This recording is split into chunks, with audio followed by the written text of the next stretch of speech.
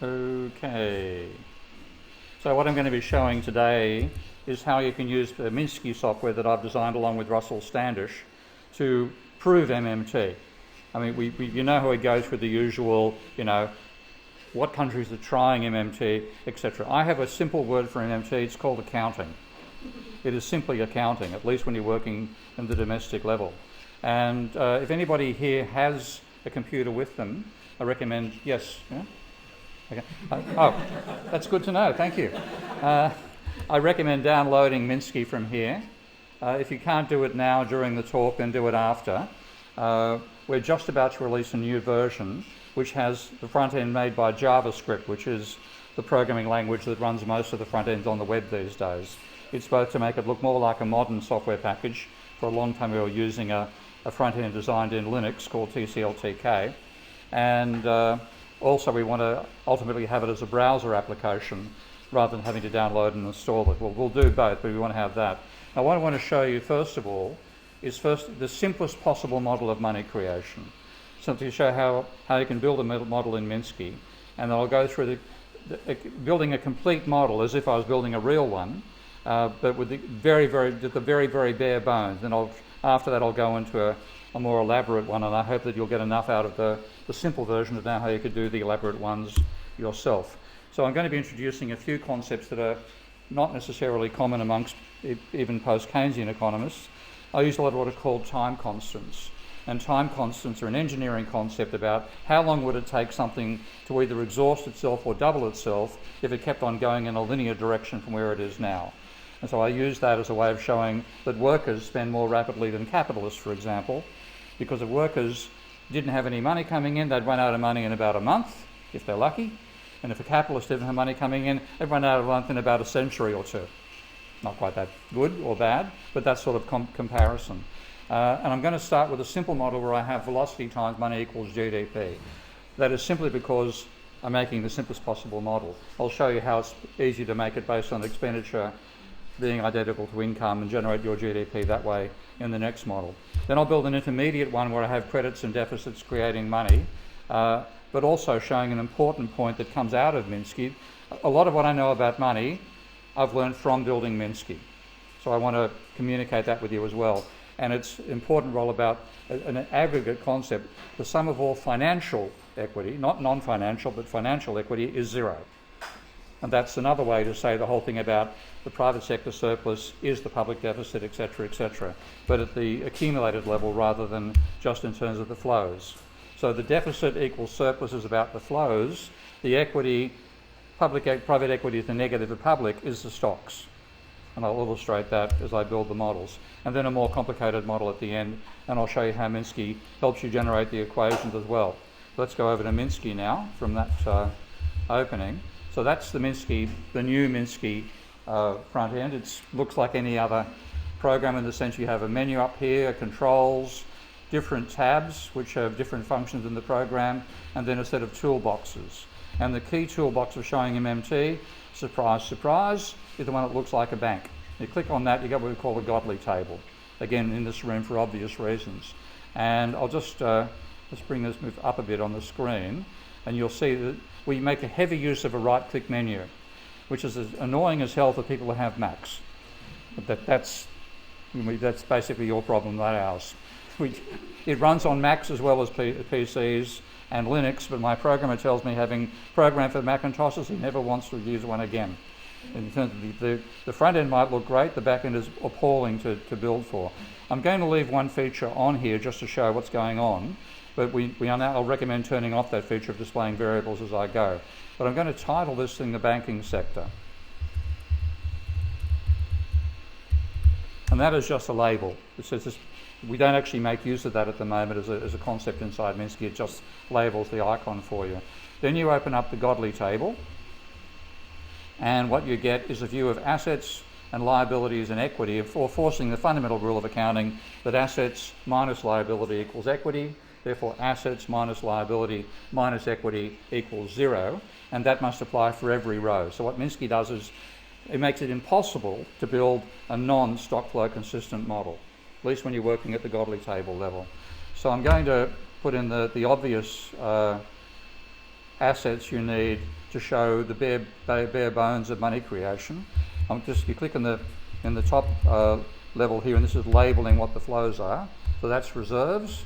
Click on the plus key, I create an extra system state, which of course in this case is a bank asset, and that's going to be loans. And then you have as liability, you have deposits. And you can see on the main screen over here that as I type these entries, they're being created as things coming off the bottom of the Godley table. Those the stocks, the flows come off the side.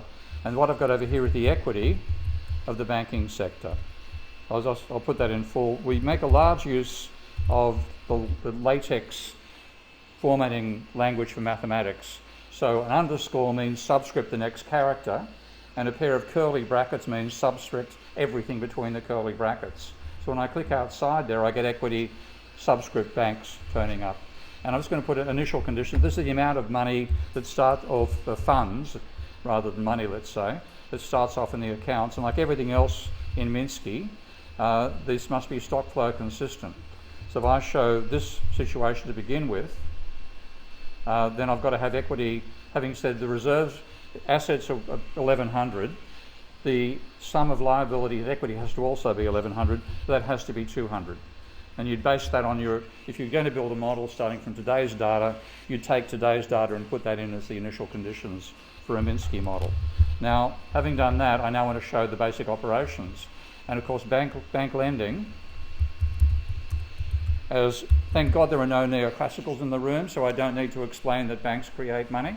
And the way they do it is simple. They say, okay, we're going to put credit dollars per year, which can be positive or negative, credit dollars per year into your account, and we're going to increase the amount you owe us by credit. And I've made a mistake there just to illustrate that Minsky will not show the final line equal to 0 until the entries are the same. Let's go back in there and get rid of that backslash. And now Minsky will say, okay, that row's correct.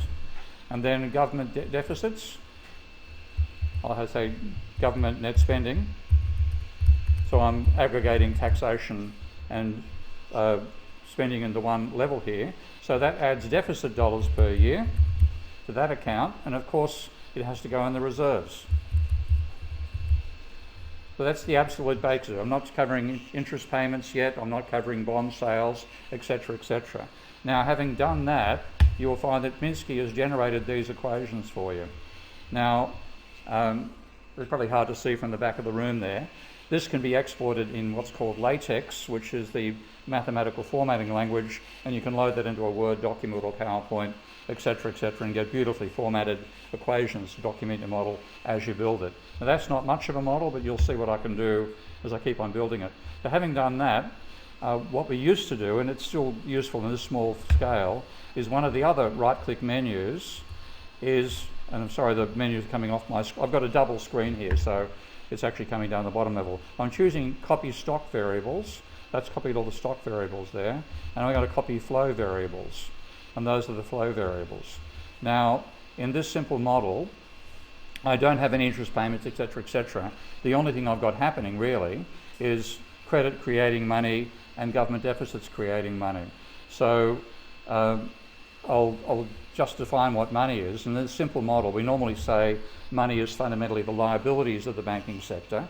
It's the liabilities plus the short-term equity of the banking sector, plus cash, which I haven't got in the model, but I can show that later. So to define those two as money, I can simply press the plus key. Unfortunately, the mouse keeps on sliding on the screen here. That's why I'm moving around a fair bit. Just press the plus key. That creates a plus character. So, when you notice when I hover over an element, a little circle turns up there. I'll zoom in a bit so you can see more clearly. So this, when you click here, you move the object around on the canvas. When you click on the circle, you drag out an arrow and attach that to an input, which is over here. You can see the inputs, and that is now the beginning of the sum. And I can now just simply type here the word money. Okay.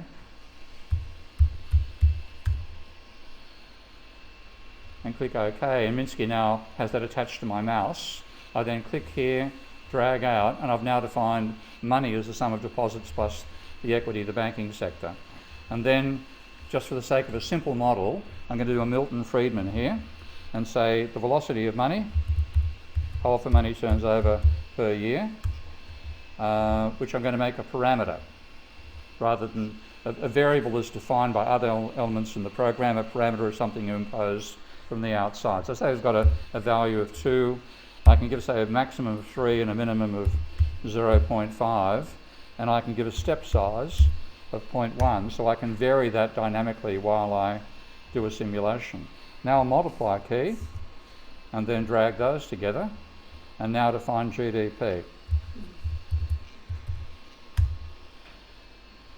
And having done that, there's your simplest possible model of money creation and how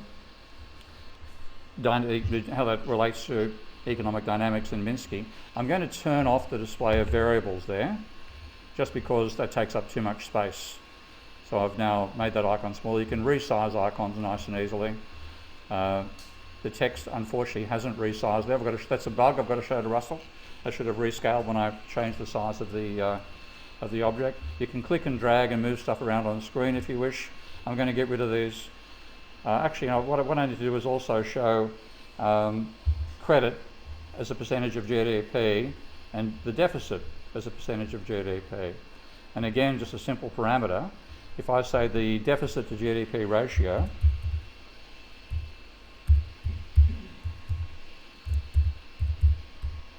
define that variable, make it a parameter in this case, and say the ratio starts at 0, but it can be, say, as high as 40% of GDP and as low as minus 5% of GDP in 1% of GDP steps.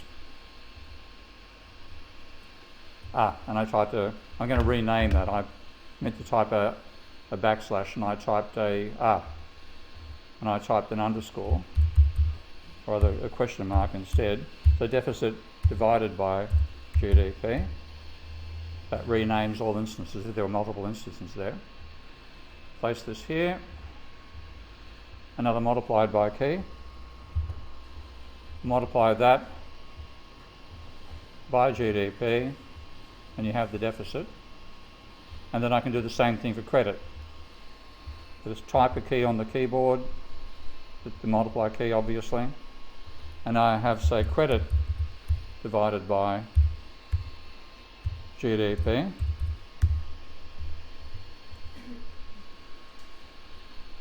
Make that a parameter. Now the worst we saw was Spain, which was 40% in 1 year. In America it was falling at 10% per annum during the financial crisis. I'll give them a value of 0, but a maximum of 40%, minimum of minus 10%, and a step size of 1% of GDP. And I can change that during a simulation. I'll show you. You can take as many copies as you like of any variable, move stuff around on screen. So I'm now making this like a little control panel up the top here, and I'm now going to graph GDP and money. So I bring down a graph, attach the GDP, let's say, to the black line, and I can flip money around so it points in the opposite direction and graph it on the other side. I'll attach that to, oh, whoops, that's a mistake. That's down to the, that determines the range of each of the axes. So we're changing this in a short while, but there's the 4 inputs on the left-hand axis and 4 inputs on the right-hand axis. And I'm now going to label this using options and say this is GDP and money. And the bottom label is years. The Y1 label is dollars per year. And the other one is dollars.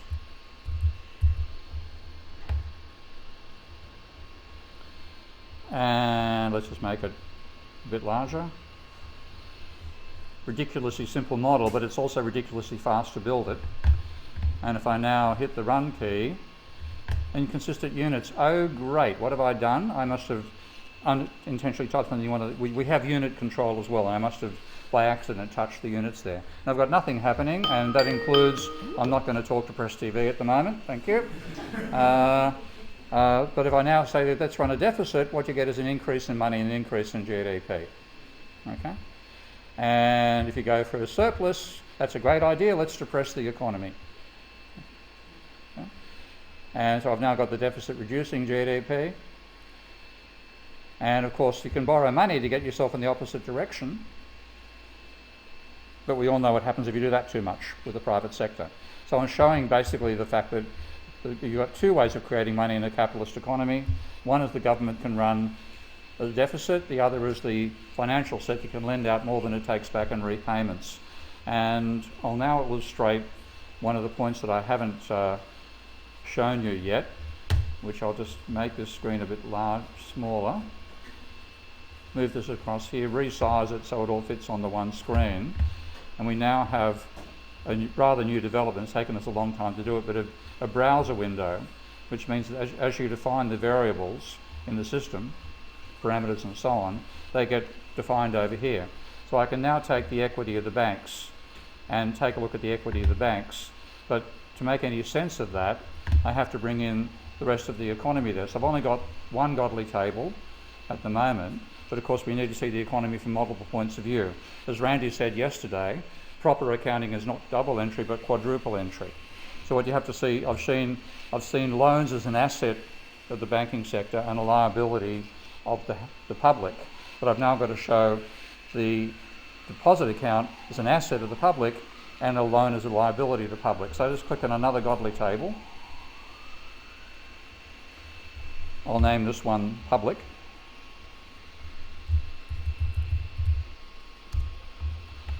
And now bring up this table, and this is where Minsky's magic come in. It's no great shakes to do the single table I've shown you already, and just for the banking sector itself. But what Minsky adds, and this is why it makes it so powerful to build stock flow consistent models with the proper accounting, is that whatever is an asset has to also be defined as a liability somewhere else in the model. So if I click on the down arrow here, Minsky will show me the liabilities that haven't yet been allocated as an asset. Of course, that's deposits, which are an asset of the private sector. And what's the liability? What asset hasn't been made a liability? Loans. And now you can see it's doing the accounting for me and saying that's seeing the operations of credit from the point of view of the household sector as well as previously from the banking sector. I have the deficit. Here I have to show the equity of the public.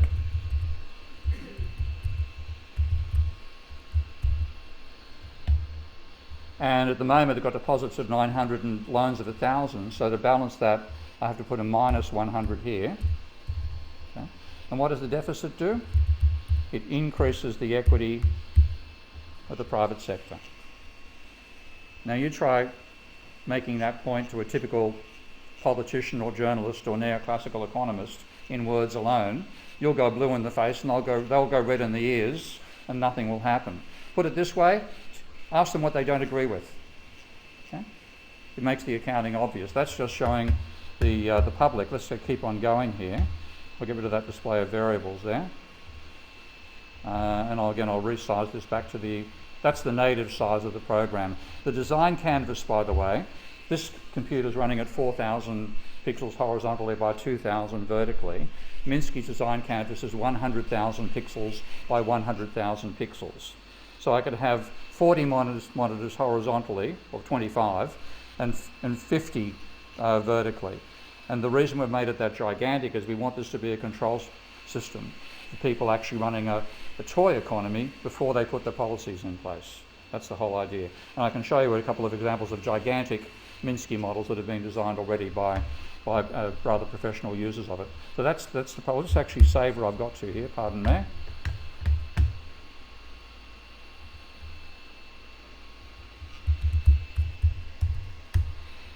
Okay, so that's the bank, that's the public so far. Of course I've got to bring in the central bank as well.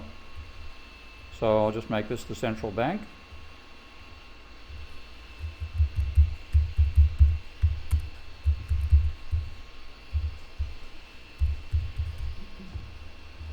And now bring up its view of the economy.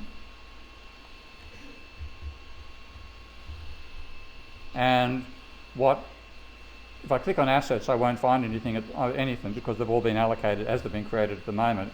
What liabilities exist? What assets haven't yet made a liability? Reserves. So now bringing across the information on reserves. And of course, where did the deficit come from? It came from Treasury.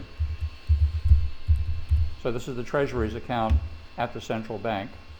And I'm now, 962.192 is probably because I made an error there. I've typed the unit in somewhere with not being able to watch the mouse while I was doing it. So that's where that strange number is going to be coming from. But I'm going to give the Treasury assets of 100 as well. And I'm going to presume that the central bank owns bonds. I'll call these bonds underscore CB for central bank, worth 200. So that the equity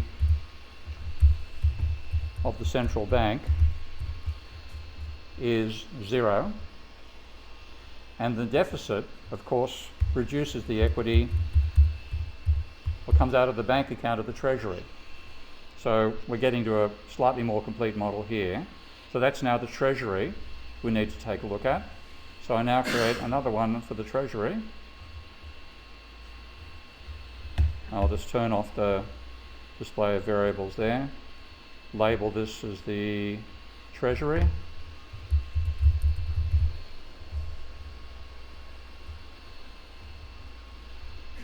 Bring up the Treasury's view of the economy. Now again, what liabilities haven't been made an asset for somebody? Well, that's now the Treasury is turning up there. That's its asset.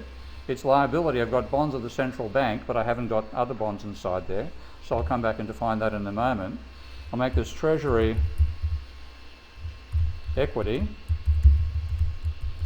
And what you find is, I'll add another element in a moment. What does the deficit do? It reduces the equity of the Treasury. So I don't know whether anybody else in MMT has worked this out yet. I know the tendency in MMT is to aggregate Treasury and the central bank together. I think that's just because you haven't developed the technology yet to do it. This technology does it. I didn't know where I'd find the deficit turning up as an asset or affecting the equity of the central bank or the Treasury. It turns out it's in the Treasury, which makes eminent sense. Okay? But it's worth dividing the Treasury and the central bank up rather than aggregating them. So now I've got that net spending turning up. So the Treasury spends by running a deficit. We can now go and take a look at the Godley tables. Now there are 4 of them. And I'll just put the banking sector and the central bank over there because at the moment I've got no flows affecting their equity level. Let's look at the public and the Treasury. And there's your basic point. I've got a negative equity turning up for the public here because there's 200 as the initial condition of the positive equity of the banking sector, and banks must have positive equity, otherwise they are bankrupt. So if you add 200 to minus 100, you get minus 100. So that's showing the negative equity of the non-government sector, or the positive equity of the non-government sector, that's totaled up to 100, is the negative equity of the public sector. Again, the essential point of MMT, but now done in terms of the stocks as well as in terms of the flows. So I'll now just finish up what I needed to include there, because I haven't got any bonds in the banking sector. If I open this up, I can now create an additional column, and I'll call this bonds underscore B for bonds owned by the banking sector. And this is, I must say,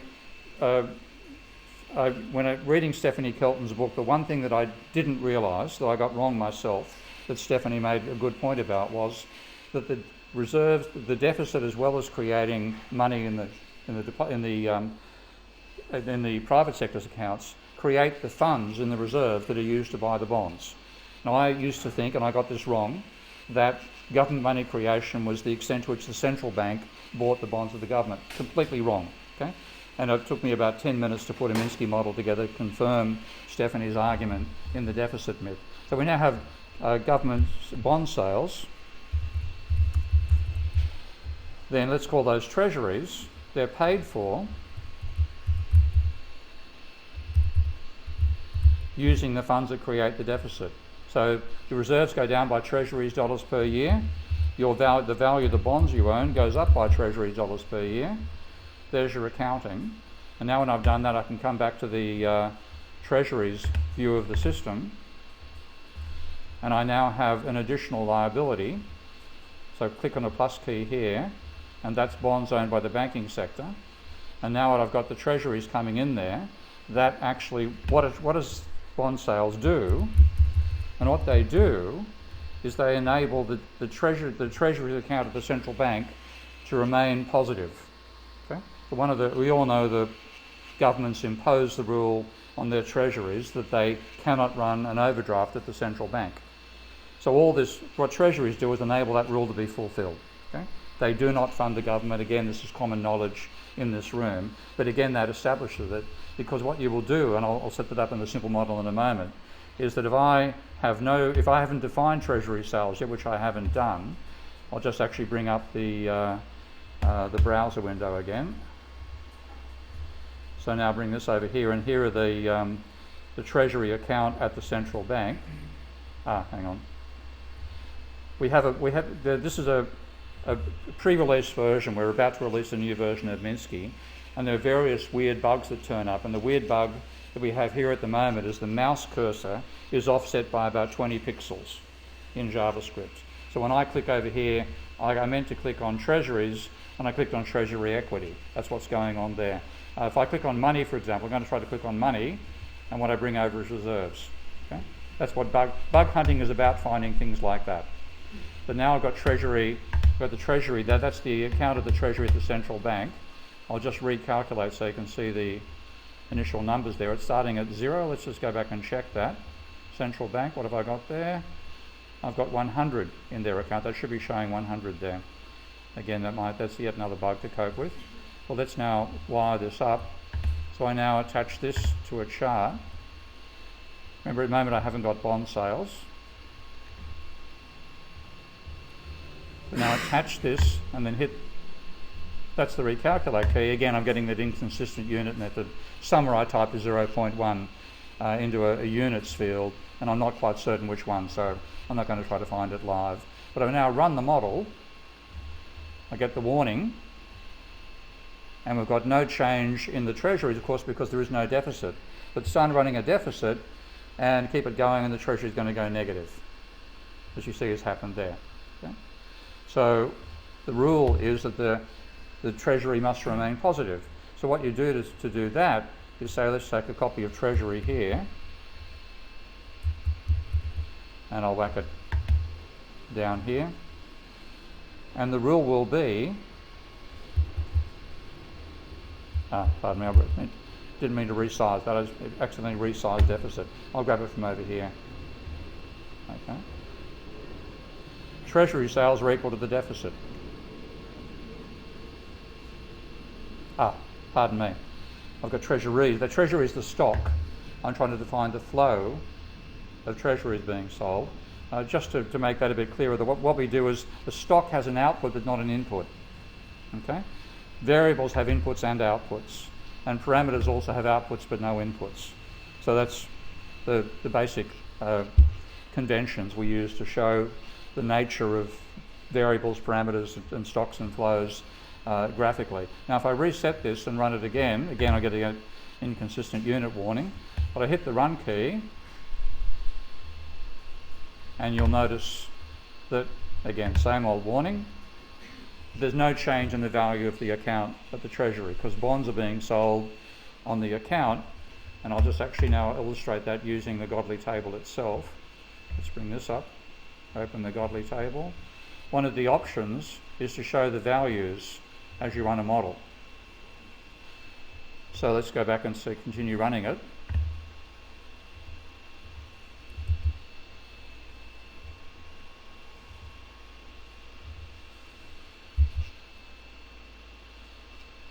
And you can, the time is running, nothing is happening from the point of view there because the deficit is 84.5, the bond sales are 84.5, the treasury remains constant at 100. But you can see the treasury at equity is going massively negative.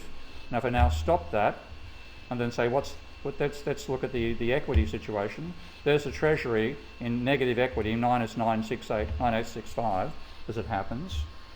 I can now bring across the equity of the banking sector, which is here. Again, that's that same error. I'll click high rather than low. Equity of banks, and let's go for the equity of the public. I'll just make the window make the window larger. So if I now add together the equity of the public to the equity of the banks, type a plus key here, I can now call this equity. I'll just use NG for non-government.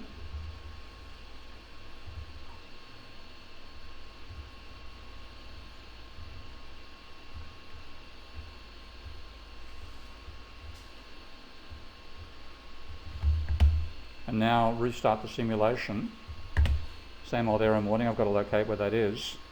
And now add together the equity of the Treasury with the equity of the central bank.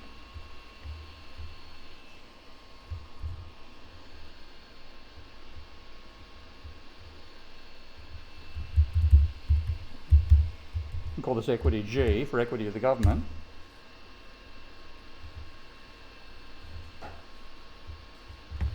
Again, I'll resize a bit so I can drag stuff around. Okay.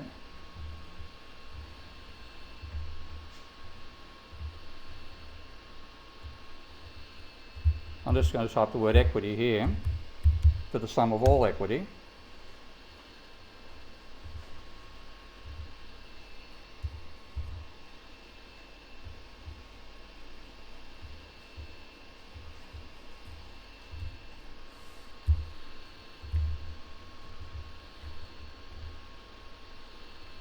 Making it larger so you can see the numbers as they roll through.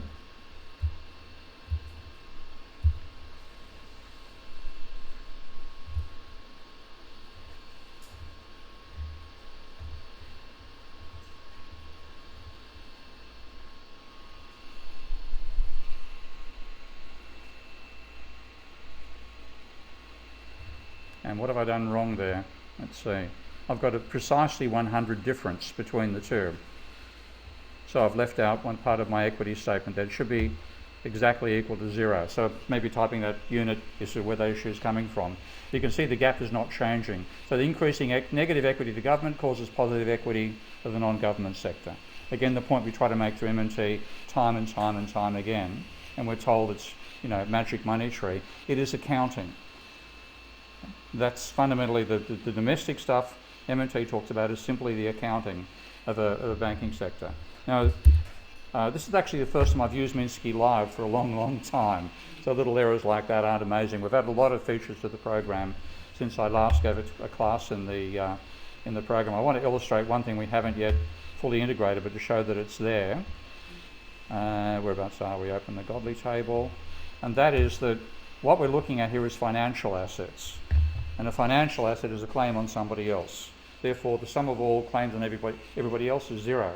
But of course, there are non-financial assets. What we've enabled is to have multiple equity columns. And we've also enabled, let's see, I think that's all I need to do there. There's the multiple equity columns. So if I now bring up the public account there and say, how do you treat houses? What are houses? Well, housing is an asset of the private sector. To whom is a house a liability? Now, of course, a mortgage on a house is a liability to the borrower, an asset to the lender. But the house itself is an asset of the owner and a liability to nobody. You now see there's now a down arrow here over in the equity column, and I can say housing. We haven't yet completed doing this. Let's say the value of housing is, say, 6,000. Why is that not letting me type it in? Let's see, 6. That'll do. Okay. So at the moment it turns up as an asset over here and the sum is no longer shown as 0. We're still not sure what to do about that. I think we have to make the same basic rule. Assets minus liabilities minus equity equals 0, because you've got the 6,900 on one side as the asset. The liability is also 6,900. It should be 0. We haven't finished writing the mathematics of that yet. But that's the basic idea. You can include non-financial assets inside here as well. And I think that's an important part of the MMT story, because when you come back to the argument about where does money come from, imagine you have a new currency being created, then that new currency has to have banks. How do banks get created? They're normally landowners. Okay? And they'll say, we're going to pledge our land as collateral for getting the right to be a bank. The government values that at 6,900, let's say, and therefore gives them that much money, effectively as a loan, from the government against the land to enable them to become a bank. You've got to be a property owner to become a bank. So that's the way in which you have money creation ab initio, or bank creation ab initio. Yeah. Maybe to get the housing bit, because if I'm someone who buys a house, I first get, let's say I pay 100% via mortgage, then I first get the money, so that's a deposit and a loan, Yeah. and then I change the deposit for the house. Yeah. So Once you've got a mortgage to buy the house, yeah, like okay. But the house itself, I'm not talking the mortgage itself. Yes, is a liability for you, an asset for the bank. But the house you purchase with that, or imagine you've then paid the mortgage off. Yeah. Okay. So it's But even with a mortgage itself, okay. And people. No, the mortgage, because I get the money for the when I get the mortgage, it is an asset for me, it's a deposit, and the mortgage is a liability if you're an asset, but the house itself is a non-financial asset. I know, but I change the house for the deposit. Yeah, but you will, if you imagine like people buy a house for $100,000 and there's an asset price bubble and it's valued at $1 million, okay? Okay, that's the value we put there, and I think that's the link that I'd like people to explore. There's a damn good PhD thesis in this, okay, of saying. Yeah, and then the equity, if my equity goes up. Yeah, that's right, but it's a notional equity because that's the monetary value of the house if you sell it. But of course you don't sell it, so you value it. My neighbour's house sold for $1 million, so my place is worth $1 million. Okay, so I put $1 million down as my valuation. That's why people borrow money to speculate on shares and houses, because it gives them notional positive equity. Because again, if you look at this whole thing from the point of view I've shown you about the net equity, because the net equity is zero, okay, and the banking sector must be in positive equity, then the non-banking sector is in precisely the same negative financial equity. Okay? And therefore, if you don't like being a negative equity, what do? You go and borrow money from the bank to gamble on rising house prices. The borrowing itself causes the house prices to rise. That's part of the whole mechanism. You then value the house at a positive sum without any negative against it. The mortgage is a different calculation. That's how people think they're in positive equity, by borrowing money to speculate on non-financial assets. It's a PhD topic. Put it, okay, the back of the brain there. So that's the basics of building a model in Minsky. And what you've done, I'll show you the equations that are there. So as I've been defining that model, I've been putting all those equations together. Now, that's a toy model. Let's go for something slightly less toy. So I'll just start building a model and have all the various operations we know we need to include. So again, the same story. Start with a bank. I'm turning off display of variables. I'll make this the banks, I'll call this the banks. Try not to make the same unit mistake I made a moment ago. And let's bring down the public.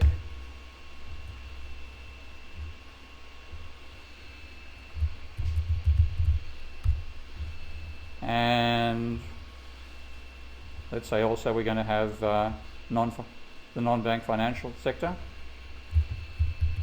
These are your vampire squids and your pension funds.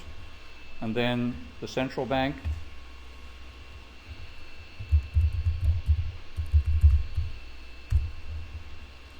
I'll turn off that display of variables there. And then the treasury.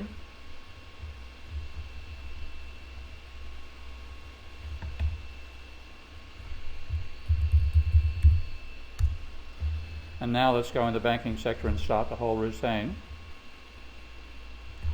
So we're going to have reserves, bonds owned by the banking sector, loans.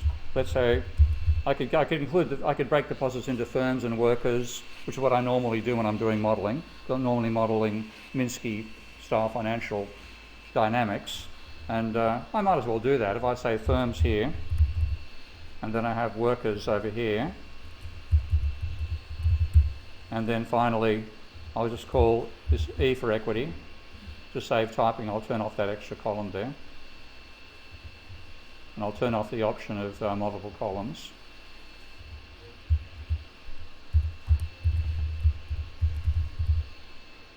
That's the equity of the banks. Include your underscores, otherwise you get funny formatting coming out of the whole system. But then what you're going to have is, let's say, taxation, spending,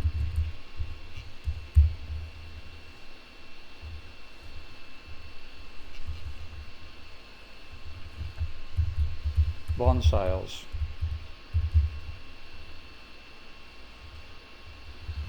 interest on bonds to banks,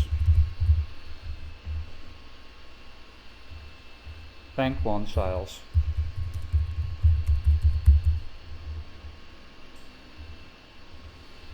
interest on bonds to NBFIs,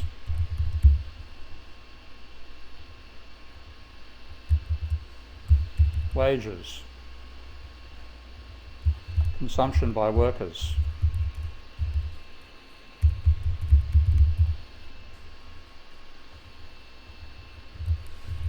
bank purchases, etc., etc. And now just start typing here. The taxation is going to reduce reserves. Hang on.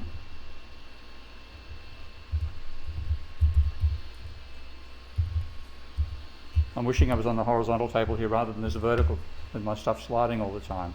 Let's say taxation, I could say 80% goes on the firm sector, which is not likely to be true, but it'll do, and then 20% on the workers. Okay, so now Minsky is checking the aggregate sum there. I'm not sure whether we've actually enabled parameters in there rather than numbers. I hope we have. I don't actually know. I haven't checked it for a while. Spending. Let's say the spending is going to increase reserves, and let's just say all the spending goes on the workers, which of course is not true, but here for an illustration here. Okay, and I've made a mistake there, by the way. As you might be able to see, Minsky's telling me I've got -2 times tax when I should have 0. I've left out the minus key over here. That's why I say it's impossible. Well, it's possible, but you get told you made a mistake to build a Stockwell inconsistent model in Minsky. Bond sales, you're going to have treasuries being sold here. So the reserves go down, the bonds go up.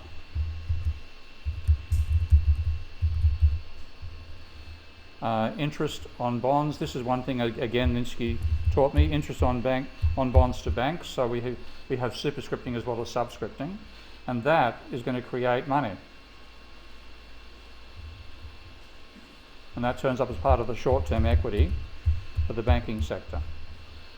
Bank bond sales are going to reduce how many bonds the banks have because they're selling them to the NBFI market. So the bonds are going to go down, and the amount of money, I haven't actually got NBFIs there, so I'll just insert them and call this NBFIs,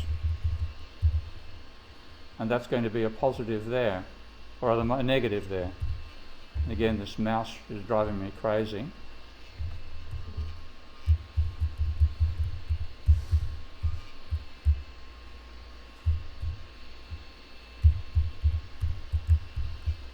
Okay. Then interest on bonds to a non-bank financial institution. Again, that creates money.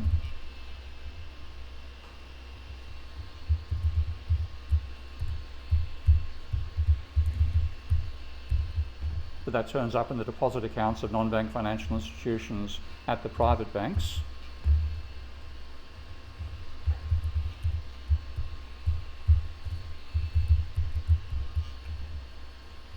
And then wages are going to be paid by workers to the firm sector.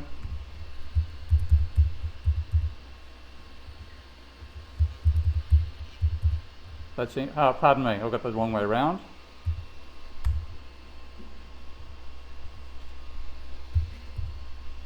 And then workers are going to consume, which is going to turn up in the firm sector. This mouse is, I'm never going to do, I've now learnt my lesson. So consumption by workers increase the bank accounts of the firm sector, and then you're going to have spending by banks as well. They're going to spend on the firm sector.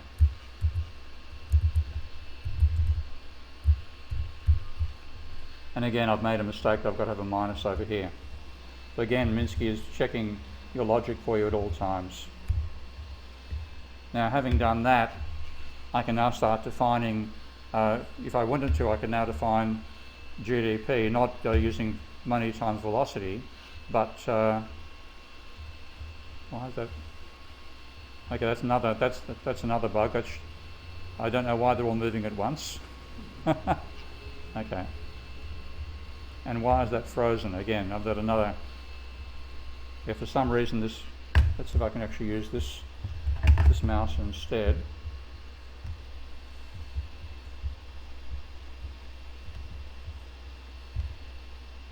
All right, I'm stymied as to why that's happening. I've discovered a bug for Russell, so I'll need to send it to my programmer tonight and say what's going on here. I'll just save that version.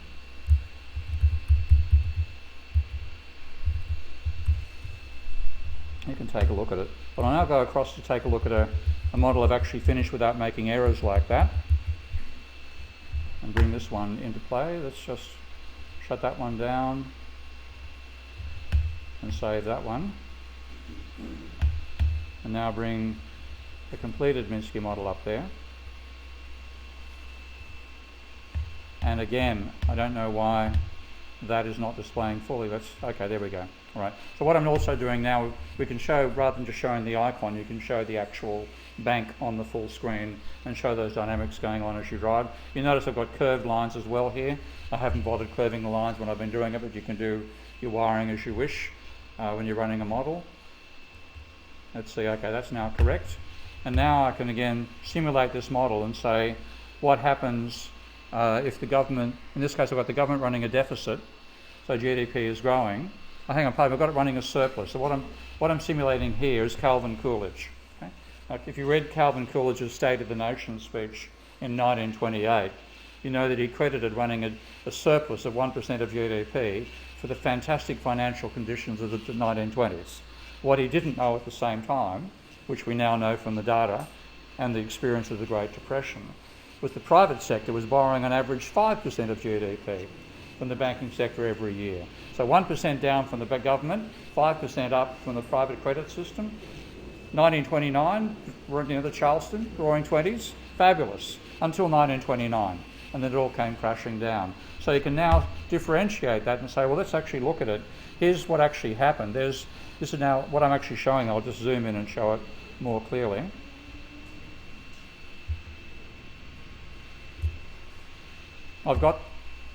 There's Coolidge's surplus of 1% of GDP per year, and the private sector's 5% per year borrowing from the banking sector to speculate on real estate and also the stock market. So the economy booms and Coolidge takes the credit for it. Let's just go back and see this proper scale again. And then we hit 1929 and credit goes negative. And it's goodbye GDP. Okay? So you can do what-if experiments with Minsky as well that separate out what actually happened in the real-world data. And say it wasn't the surplus that caused the boom in the 1920s. It was the massive private sector borrowing. That probably enabled the surplus. Here I've got surplus being done mechanically as a control variable on GDP, which of course we know it's not, but it's a good simple illustration.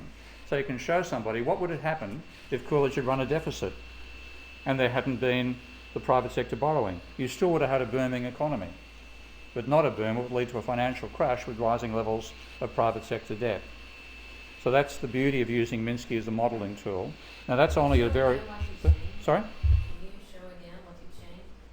Oh yeah, okay. Well, let's go back. 1929. Yeah, I'll just go back. I'll slow the simulation down.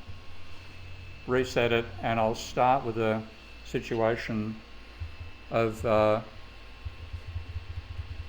that's the 1%, you can't see, I can see the screen because I'm closer to it, that's a 1% of GDP surplus and a 5% of GDP borrowing from the private sector.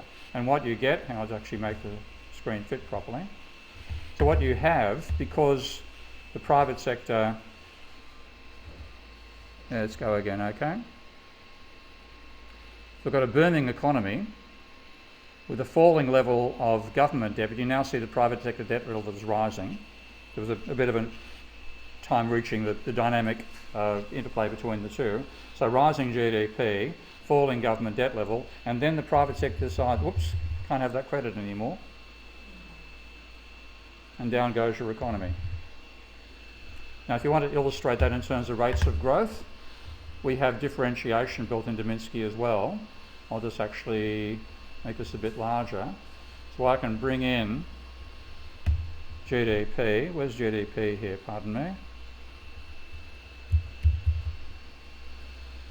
And I can differentiate GDP. Now it's the rate of change of GDP. Divide the rate of change by the level, which is the percentage expressed as a fraction. Put that through a percentage block, so it multiplies it by 100.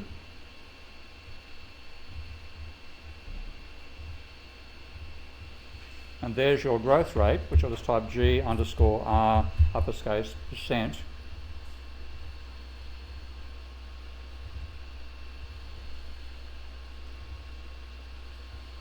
And now I can graph that. Let's actually just whack a graph of that on there.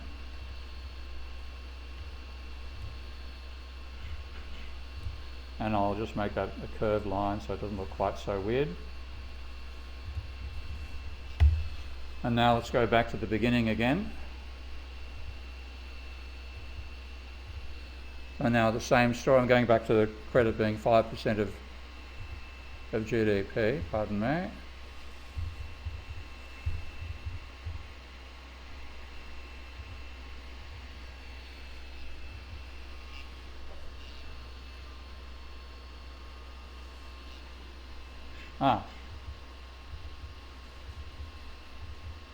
Right, I'm working with a beta and I think I've struck yet another bug in Minsky.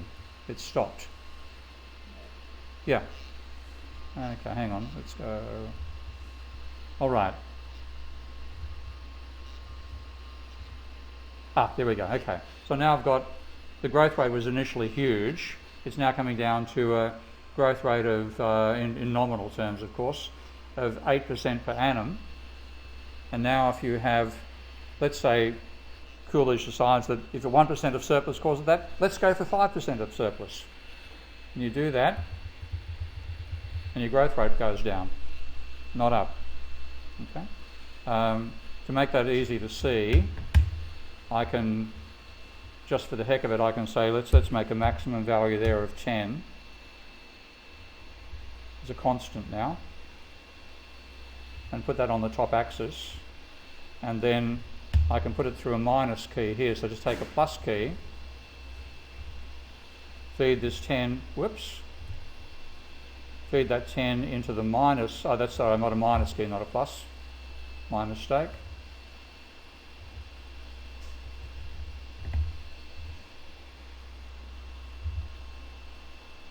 Feed that 10 into the minus key here, that then negates it. So my axis range there is minus 10 to plus 10 now, or 10 plus 10 to minus 10. Go back, start it again. Reset the deficit so it's, so the surplus, so it's 1% of GDP. Wait for it to settle down from the transients there. So there it is. And now I have Coolidge deciding to go for a larger deficit because of a small surplus rather, makes it a booming economy, then a big surplus will make it boom even more.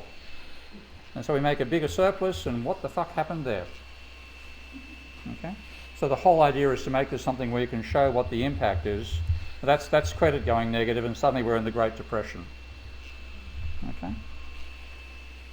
Now, neoclassicals are having a go at Stephanie and having a go at MMT in general. Where's your model? Where's your model? There's your model. Okay? It took me about 1.5 hours to put that together. So even though there's ways I want to make it faster to design a model with Minsky, it is the fastest thing on the planet to design a model of the monetary system, and it also handles anything else you want to throw at it. And I want to give you an example of just how far Minsky can go on that front. I was giving a talk on a vidcast I was doing for a while, fairly regularly, and somebody came up on the discussion of the vidcast, and earlier on I realised I could use Minsky to model the pandemic. So there's an area of modelling in epidemiology called SEERD models: susceptible, exposed, infected, recovered, dead. Okay. Well, you're either susceptible or you're exposed or infected, etc., etc. So they're exclusive classes, and therefore you can use the Godley table to do that. There's not money, but it's the same basic idea that the row must sum to zero. So I've done a 5-sector model: the susceptible, exposed, infected, recovered, dead. And then somebody turned up on the chat and said, "I've done a model of the pandemic in Minsky. Would you like to see it?" "Oh yeah, sure." So after the discussion, he sent it to me. I opened it up, and my response was, and I quote, "Fuck a duck!" I'll show you why.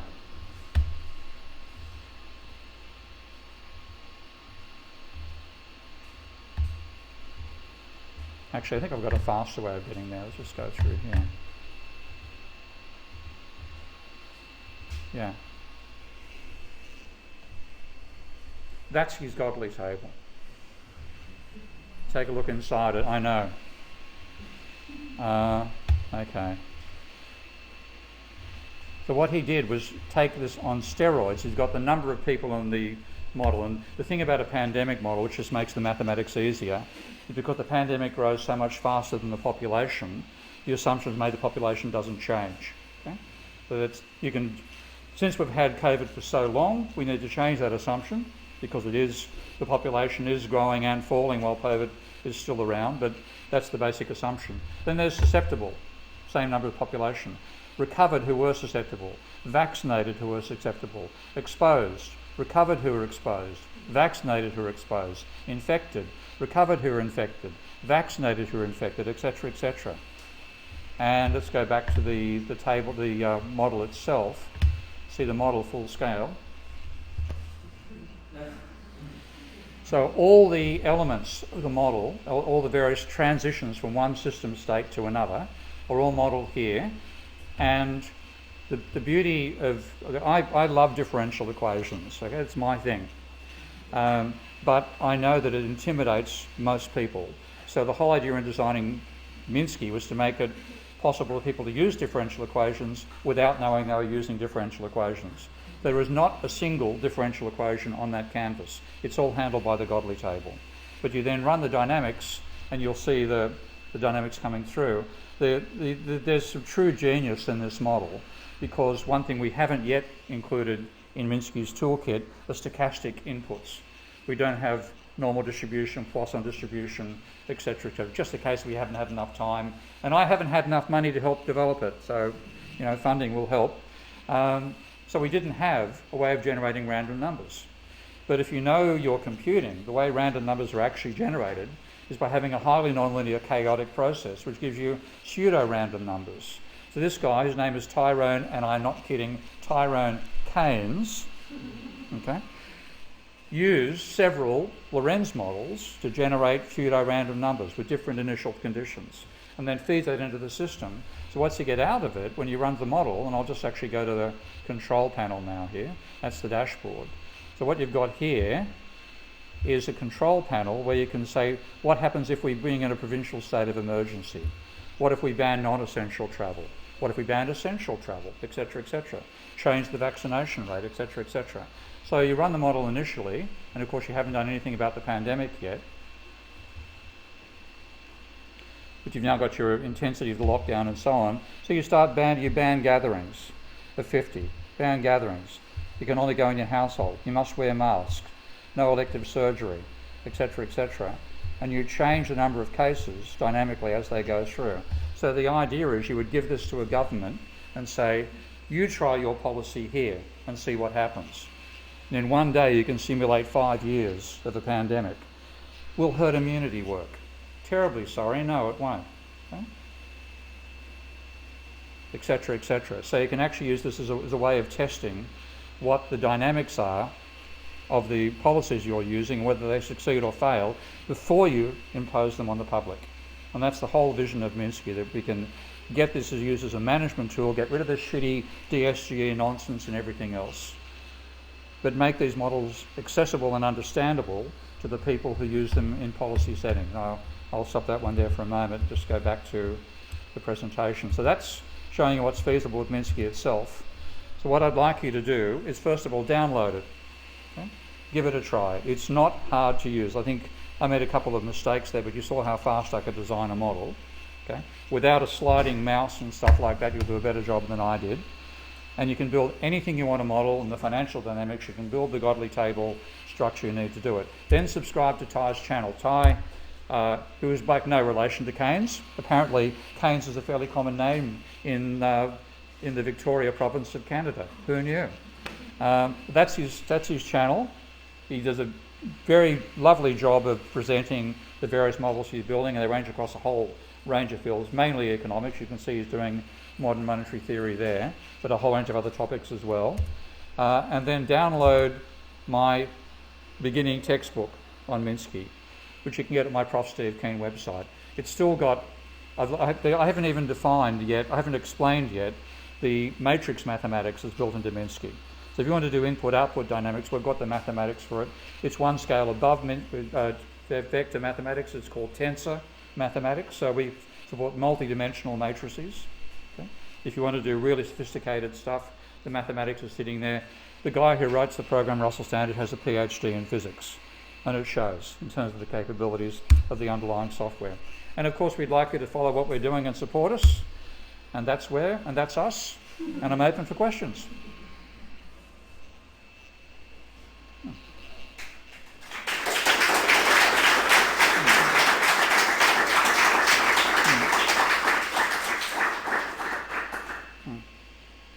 Yeah. What's the relationship of using this tool against like a flowchart? Sorry, play again. We've got a bad hearing, so well. What's the relationship of using this tool against like a flowchart type tool, like a Visio or something like that? Oh, okay. You mean like other programs in system dynamics? Yeah. There's a whole range. There's the original program I think was called Stella. If you go far back in the history of system dynamics software, the very first program was called Simple, which stands for Simulating Industrial Management Problems with Lots of Equations. Okay? The world's craziest acronym. Then I think Stella came along, and Stella's been dominant for a long, long time. All those programs, Stella, VenSim, I think, what do you call this, System Modeler, they all use simply flowcharts. They don't let you duplicate a variable. So just to show, this is one of the major advantages of Minsky. I'll just bring up another Minsky model here. Minsky canvas. So if you wanted to define a model in any of the other programs, you have to have, I'll just actually, for some reason I use the names from the Flintstones all the time when I design model. I have no idea why. But if you have Fred and you want to conflict Fred to Wilma, then in the other programs you've got to use wires, and you can only have one copy of Wilma. This is going to cause an obvious crash. I have a multiply the two together. That's probably the best idea. It's already been defined, so I'll make this Barney.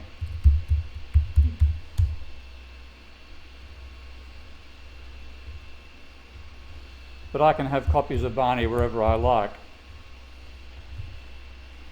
So if I have these two together, then I can define them and call this Bam Bam. I never knew the Flintstones had such an impact on me as a kid. For some reason, this always pops up whenever I start putting up nonsense variables in a model. Okay? So you can structure stuff in a way that you can't structure in the other programs. And the mathematics is obvious on the screen of the canvas. You can group. If I put a rubber band around that and say I want to group it, then I get a group which is actually transparent. get into a certain scale you don't see the detail, scale and you do, and you can then work inside the group if you wish to from the full scale. So we've got some clever tricks. We haven't quite finished them yet. So grouping, there's one issue in grouping. That group looks like the stuff you'll see in VisSim and VenSim and I think in Stellar. But if you look at those programs, they all give you single line of text equations. When you actually work in them, you've got to go inside a text box.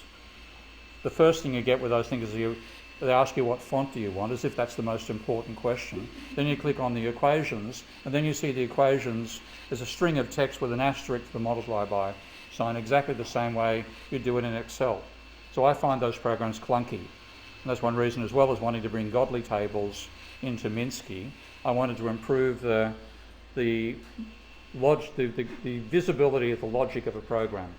So if you look at a VenSim model or an I think model or a Stellar model, all you see is wires everywhere, and practitioners actually call their own models spaghetti diagrams. Okay? And only the person who made the bowl of spaghetti knows what the bowl of spaghetti does, which I think is a real barrier to them being adopted. So my idea in Minsky was to make it transparent enough that you could, for example, show somebody Ty's model, and they'd go, holy shit, first of all, but then you could say, yeah, but look at the table.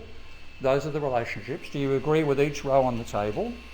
If you do agree with each row on the table, you agree with the model.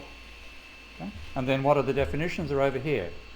And they're simply defined, and then these are all the relationships. So even though it's complicated because it is such a model with 25 differential equations to it, here are the equations, by the way. And they go on and on and on and on and on. Okay? Even though there's lots of equations there, you can actually look at the logic piece by piece. So the real difficulty we've had, and one of the reasons neoclassical get away with their shit, is politicians, if you see a table of numbers, and the table of numbers looks like the way they want them to, and they accept them. We come along and say the tables are based on nonsense, as James was saying earlier today, but how do we shut them up? Well, we show and say, this is how a model actually works. This is the actual dynamics. Okay? What are the neoclassicals leaving out? The whole financial system for starters. Okay? So we can show all that stuff ourselves in Minsky, which is why I'd love to have adopted. It's my gift to the MMT community, and I'd love you to start using it.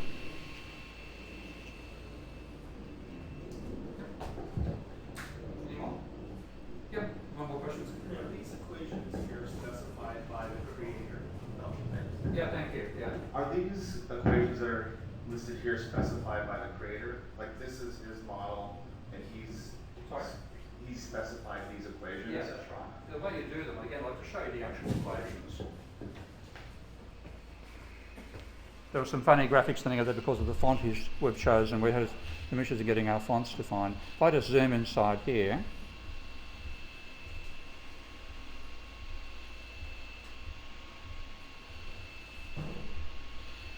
he has a range of parameters he's defined.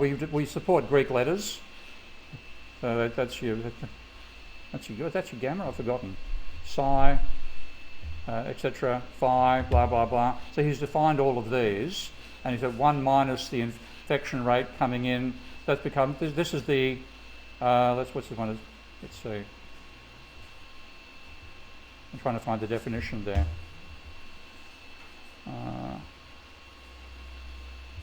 He hasn't provided a definition of that particular element. Okay, infected recovery time constant, etc., etc. So you define the parameters, you give them the values. And as I mentioned beforehand, you can modify them. So notice that's currently 18. That's like 18 days to recover from the virus. I can say, well, the new version takes you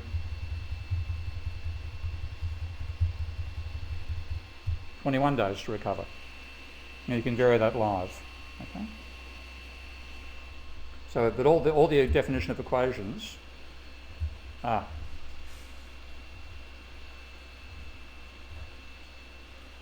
is done using the flowchart logic that I showed you when I was building those simple models there. Okay.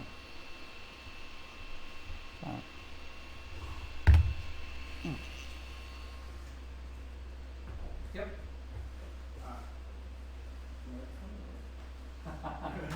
You went for a coffee break.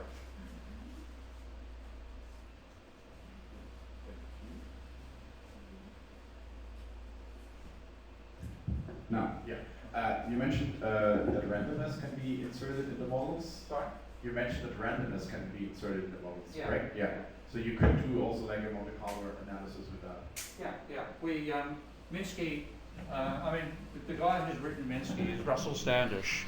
Is one of my closest friends. We've been friends since I ran the Commerce, Complexity and Evolution conference at New South Wales University in 1996. And he's a top class, he did a PhD, was in the physics of evolution. And he's built multi-agent models. He has a whole, this is built on a thing called Ecolab, which is his multi-agent modeling system. He, every time I ask him to do something, he's already done it. So for example, I remember asking him, can you put the equations out in LaTeX? He said it calculates in LaTeX. So we support LaTeX natively. Okay? Every time I say, can you do something, it's already been done. So you can run Minsky from the command line, and you can give it a range of parameters which you give a subset to vary over time, collect all the simulations and see what comes out of it. We haven't yet built those capacities into the GUI itself though. So again, that's why we need more funding to continue developing it. So we'd add random number generators of different distributions inside there. We'd enable, rather than just a single run, multiple runs with a range of parameters, etc., etc. That's all feasible to do with the command line right now if you're a command line person, but we want to make it something you do within the program as well.